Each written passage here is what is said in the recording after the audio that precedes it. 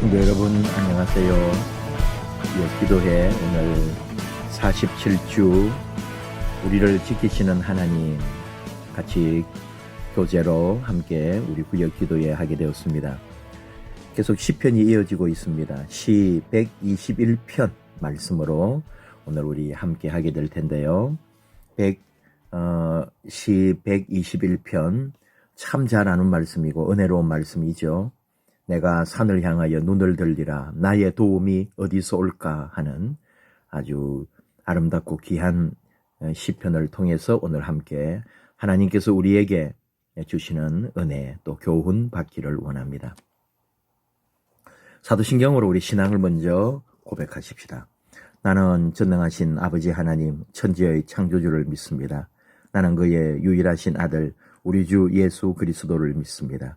그는 성령으로 잉태되어 동정녀 마리아에게서 나시고 본디오 빌라도에게 고난을 받아 십자가에 못 박혀 죽으시고 장사된 지 사흘 만에 죽은 자 가운데서 다시 살아나셨으며 하늘에 오르시어 전능하신 아버지 하나님 우편에 앉아 계시다가 거기로부터 살아있는 자와 죽은 자를 심판하러 오십니다. 나는 성령을 믿으며 거룩한 공교회와 성도의 교제와 죄를 용서받는 것과 몸의 부활과 영생을 믿습니다. 아멘. 찬송은 383장 눈을 들어 산을 보니 도움 어디서 오나.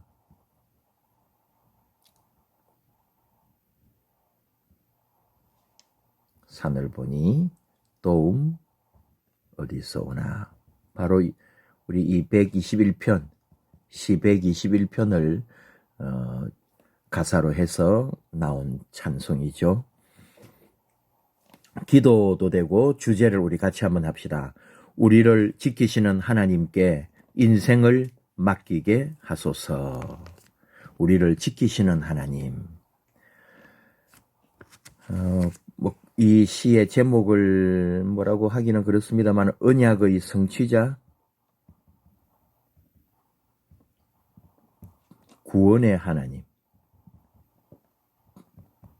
이런 제목이 될 겁니다. 우리 교재에 나와 있는 그대로 시 121편 같이 우리 말씀 보십시다. 내가 산을 향하여 눈을 들리라 나의 도움이 어디서 올까. 나의 도움은 천지를 지으신 여호와에게서로다. 여호와께서 너를 실족하지 아니하게 하시며 너를 지키시는 이가 졸지 아니하시리로다. 이스라엘을 지키시는 이는 졸지도 아니하시고 주무시지도 아니하시리로다. 여호와는 너를 지키시는 이시라. 여호와께서 내 오른쪽에서 내 그늘이 되시나니 낮의 해가 너를 상하게 하지 아니하며 밤에 달도 너를 해치지 아니하리로다. 여호와께서 너를 지켜 모든 환난을 면하게 하시며 또 내 영혼을 지키시리로다. 여호와께서 너의 출입을 지금부터 영원까지 지키시리로다. 아멘. 짧은 시면서도 많은 것을 생각하게 하는 귀한 말씀이죠. 자신에게 질문을 해요. 자기 자신에게.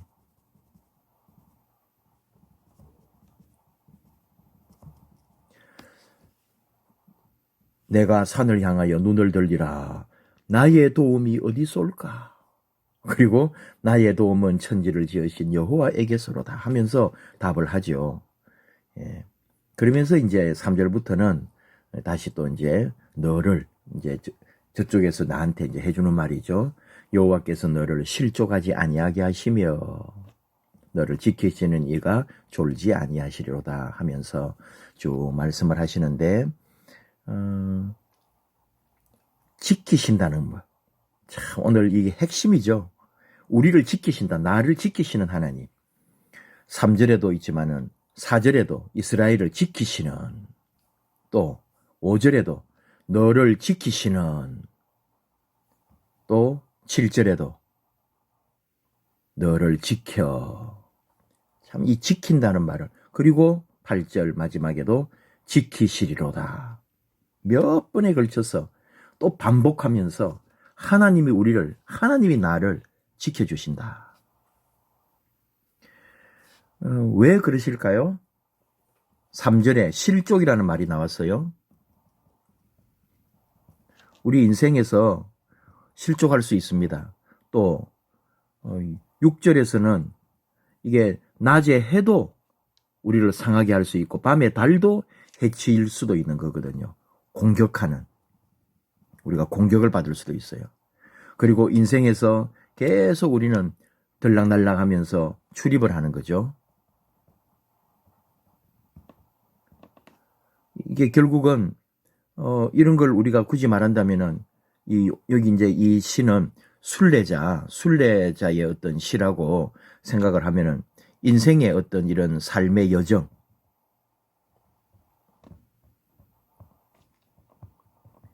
인생에서 주어지는 이런 어려움들 다 이런 것에서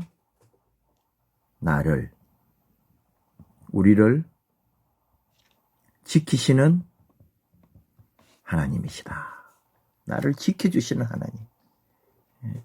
인생에서 닥칠 수 있는 모든 위험이죠. 어려움들이 있는 거죠. 이 속에 우리 인생에서. 이 121편을 뭐 어떤 사람은 다윗의 시라고도 하지만은 다윗의 시라고 붙어 있지는 않거든요. 그러니까 또 다르게 생각해 볼 수 있는 거예요. 작자는 미상이다. 어디까지 생각했냐면은 바벨론 포로에서 돌아오잖아요. 바벨론 포로가 이 고국으로 돌아오고 있는 모습들, 돌아오는 과정에서 그 예루살렘을 향하여 걸어오는 백성들의 마음을 노래하고 있는 거다. 그렇게 보기도 하지만은 또 한편으로는 순례자가 그 여정 가운데서 자신을 지켜주시는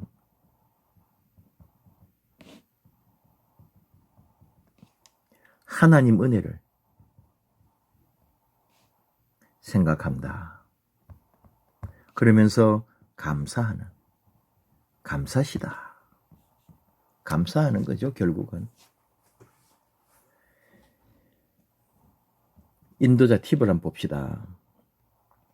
시 121편은 시편이 이렇게 권수를 나누면은 1권, 2권, 3권, 4권, 5권으로 나눌 수가 있는데 이거는 이제 121편이니까 5권에 속한다. 5권은 율법과 찬양이라는 주제를 갖고 있다. 120편에서 134편까지를 성전에 올라가는 노래라고 그게 제목이 그렇게 붙어 있어요. 이 시편들은 절기를 지키기 위해 순례 행렬을 지어 예루살렘 성전을 향하여 올라갈 때 부르는 노래고 찬송이다. 그래서 순례자의 노래라고도 한다. 순례자들은 하나님께 더 가까이 나아가려는 거룩한 갈망을 갖고 있다. 처음부터 순례자 행렬을 위해서 지은 시는 아니죠.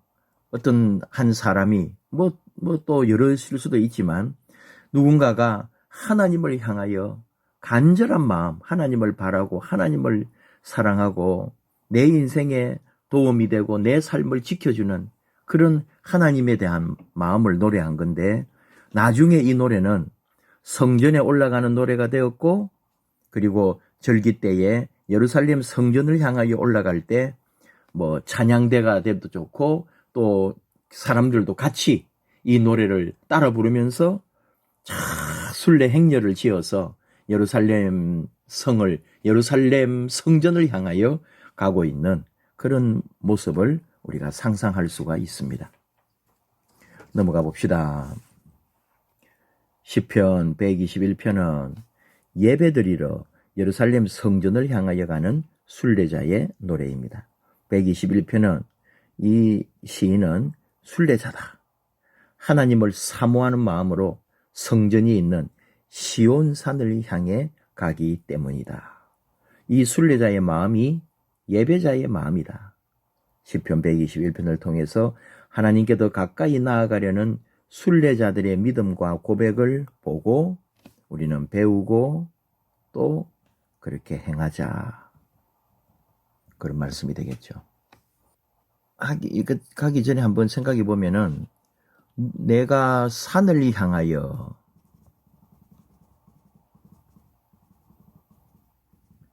눈을 들리라 그랬거든요. 그러면서 나의 도움이 어디서 올까? 이 산이 원래 복수로 돼 있어요. 딱 어느 한 산만을 말하는 게 아니다 이거죠.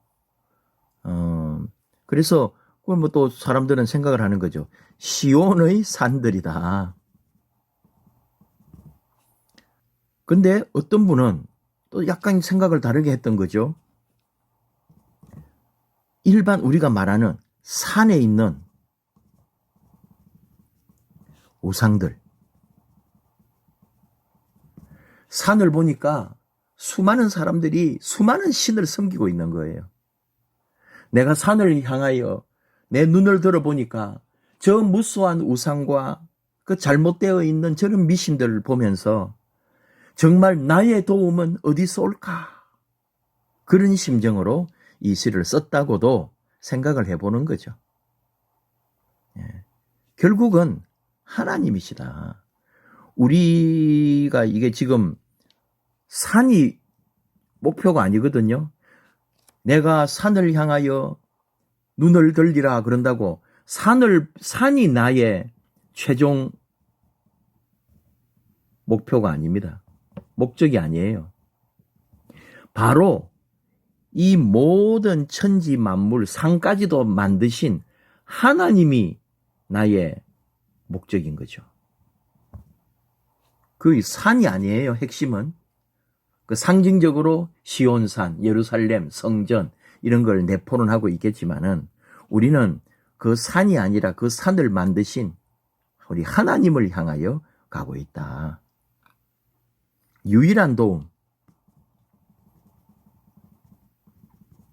유일한 도움은 누구냐? 하나님이시다. 그런 얘기가 되죠. 1번 순례자의 눈과 마음은 하나님을 향해 있습니다. 순례자의 눈과 마음이 산을 향하고 있습니다. 이 산은 예루살렘 성전이 있는 시온산을 말합니다. 순례자는 하나님의 도움을 간절히 바라는 마음으로 하나님을 바라보고 있습니다. 그는 하나님의 도움이 아니면 살 수 없는 힘겹고 어려운 상황에 놓여 있다. 예배드리러 가는 순례의 과정에는 눈물 골짜기를 지나야 하는 어려움도 있죠. 목마름과 고통을 주는 메마른 골짜기도 지나야 합니다. 고난과 시련도 만납니다. 하지만 순례자는 그 길을 결코 포기하지 않는다. 가야 할 목표가 분명하기 때문에 순례자는 하나님의 임재를 경험하는 예배의 자리로 가고 있습니다. 도움은 또 한 번 더 강조하지만 천지로부터 오는 게 아닙니다.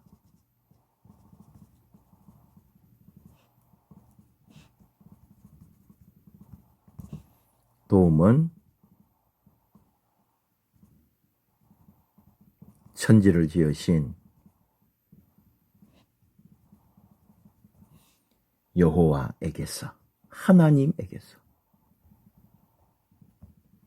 그걸 놓치지 마라. 하나님으로부터 온다. 그리고 우리는 순례자다. 순례자는 가는 길을, 믿음의 길을 결코 포기하지 않는다. 십자가의 길을, 고난의 길을 결코 놓치지 않는다. 왜? 2번 하나님께서는 순례자를 지켜주십니다. 오늘 계속 나오는 거예요. 하나님은 지키시고 또 지켜주시고 또 지키시는 하나님이시다. 하나님께서는 순례자를 홀로 두지 않으시고 지켜주십니다. 첫째, 하나님께서는 순례자를 지키시기 위해 졸지도 않으시고 주무시지도 않으신다.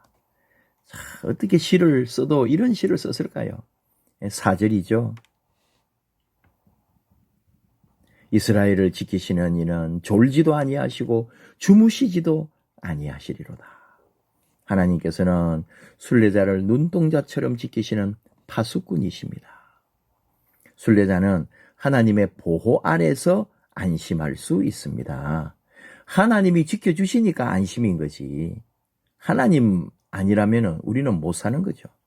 둘째로 하나님께서는 하나님의 그늘로 순례자를 지켜주십니다. 하나님의 그늘, 전능자의 그늘. 우리가 하나님의 보호 아래에서 살아간다는 의미다. 세상에서 가장 안전한 곳은 전능자의 그늘 아래. 하나님은 순례자들에게 피난처가 되어 주십니다. 우리를 지키시는 하나님, 그늘이 되신다고. 그 정말로 뜨거울 때 그늘이 된다는 건, 그늘이 있다는 건 얼마나 좋아요. 외국인들이 우리나라에 와가지고 감동하는 것 중에 하나가 우리 길에 횡단보도 건널 때에 그늘막이 탁 있는 걸 보고 어떻게 한국 사람들은 이런 걸 생각해냈는지, 그리고 자기들도 길 가다가 거기 딱 그 횡단보도 건너기 전에 서면은 너무 시원해가지고 감동을 해가지고 그런 얘기를 참 많이 합니다. 우리 하나님이 우리의 그늘이 되신다. 그 새가 그 새끼를 보호하려고 날개를 쫙 펴서 뜨겁지 않게, 비가 오면은 비를 막아주고 햇볕이 뜨거우면은 그 햇볕을 막아주려고 그 둥지에서 새가, 어미새가 날개를 쫙 펴고 있는 그런 거 보셨어요? 하나님께서 우리를 지키시고 돌보시려고 날개를 펴고 우리의 그늘이 되신다. 해도 해로 인하여 해를 받을 수가 있는 거잖아요. 완전 뜨거운 폭염 아래에 있으면 안 되잖아요. 그때 하나님은 구름으로 그 해를 가려주시고 우리를 지켜주시는 하나님이시다. 구름 기둥으로 우리를 인도하신다. 그런 귀한 말씀입니다. 셋째, 하나님께서는 모든 환난으로부터 순례자를 지켜주십니다. 인생의 고난, 어려움들 속에서 우리 이제 인생의 길이죠. 우리 인생길이 곧 순례자인데 살아가는 날에 당하는 수많은 환난들, 생각지도 않은 아픔과 어려움들, 하나님이 지키고 계심을 믿으십시오. 하나님이 돌보고 계십니다. 순례자를 지켜주십니다. 넷째, 하나님께서는 순례자를 어디서나 영원토록 지켜주십니다. 언제나 어디 있으나 영원히 하나님은 무소부재하신 하나님입니다. 이 하나님께서 우리를 지켜주십니다. 우리의 존재, 소유, 나의 어떤 삶의 위치, 내 지금 상황과 상태, 나의 가치, 모든 것 하나님 그늘 아래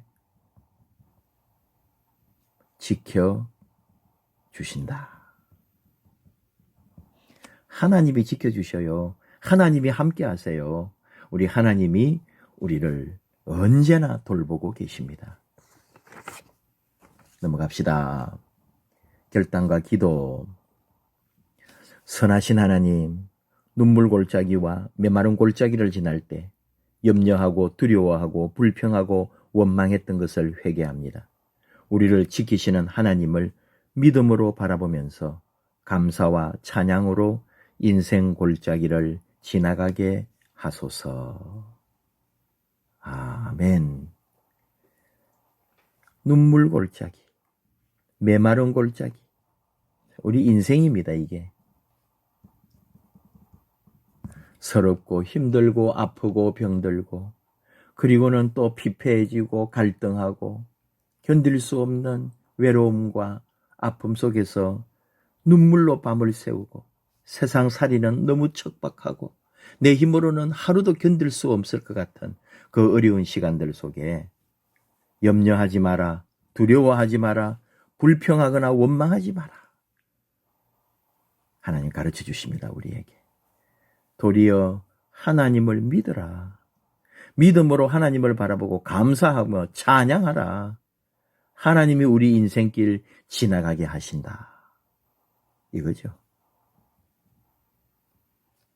삶 나누기.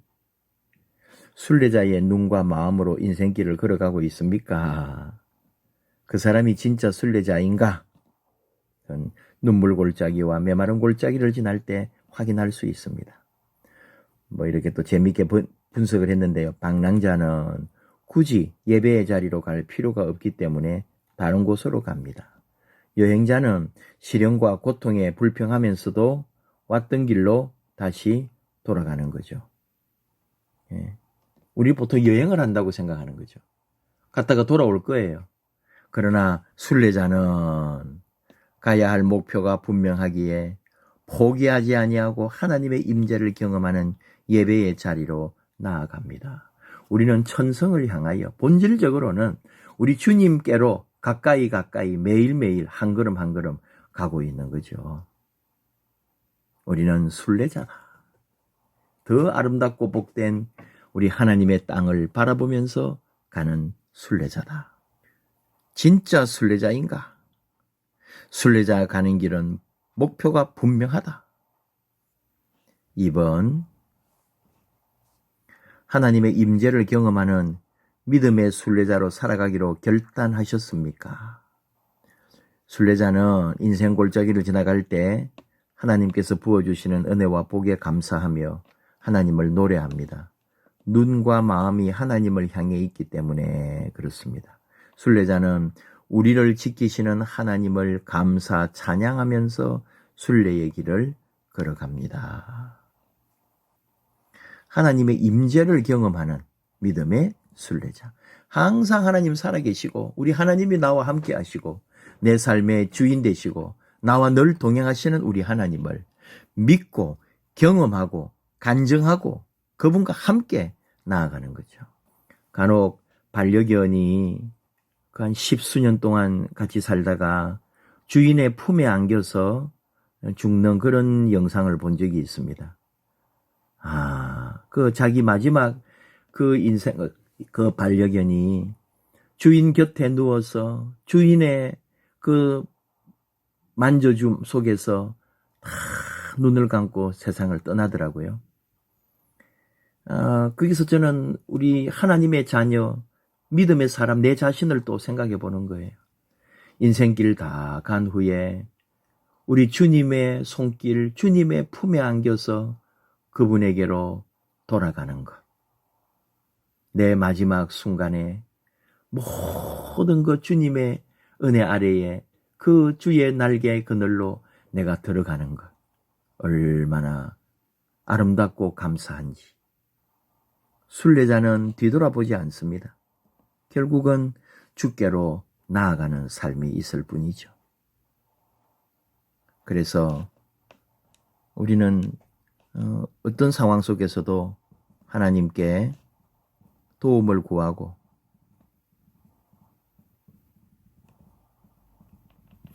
우리 시 1편, 2편 이렇게 1절, 2절 그리고 믿어야 되는 거죠. 하나님께서 내 발걸음을 지켜주신다. 그리고 하나님께서 환난 중에 나를 지켜주신다. 우리는 이걸 믿어요. 하나님께서 반드시 내 삶에 동참해 주시고 나를 지켜주실 거다. 치유의 삶으로 같이 읽읍시다. 여행자는 요구하고 순례자는 감사한다라는 서양의 속담이 있습니다. 우리의 마음을 열어 주님이 주신 것에 감사해야 합니다. 우리에게 가장 좋은 것을 주시는 좋으신 하나님, 우리의 눈을 열어 주님이 주신 좋은 것을 보게 하소서. 지극히 작은 삶 속에서 감사를 발견하고 평범한 일상에 담긴 풍성한 감사를 누리기를 원합니다. 아름다운 계절, 이 가을, 새로운 계절을 또 앞두고 있지만 우리 이 아름다운 가을에 우리 하나님이 주신 내게 베풀어 주신 그 놀랍고 귀한 사랑을 감사하면서 어떤 상황 속에서도 어떤 어려움과 환난 속에서도 나를 지키시는 우리 하나님만 바라고 하나님으로부터 풍성한 은혜를 누리고 우리는 또 그분에게 풍성한 감사로 갚아주기를 원합니다. 기도하십시다. 아버지 하나님, 감사합니다. 이렇게 믿음의 순례자로 우리를 세워주셔서 믿음의 인생길 걸어가게 해주심을 감사합니다. 크신 사랑으로 보호해 주시고 말할 수 없는 은혜로 우리를 지켜 주시옵소서. 오늘도 주의 도우심을 구합니다. 우리의 모든 발걸음은 인도해 주심을 믿습니다. 내가 어떤 상황에 있을 때, 더 힘들고 아픈 상황에 있을 때 하나님께서 친히 지켜주실 줄을 믿습니다. 감사합니다. 하나님, 언제나 우리와 함께하여 주시옵소서. 예수님 이름으로 기도하옵나이다. 아멘.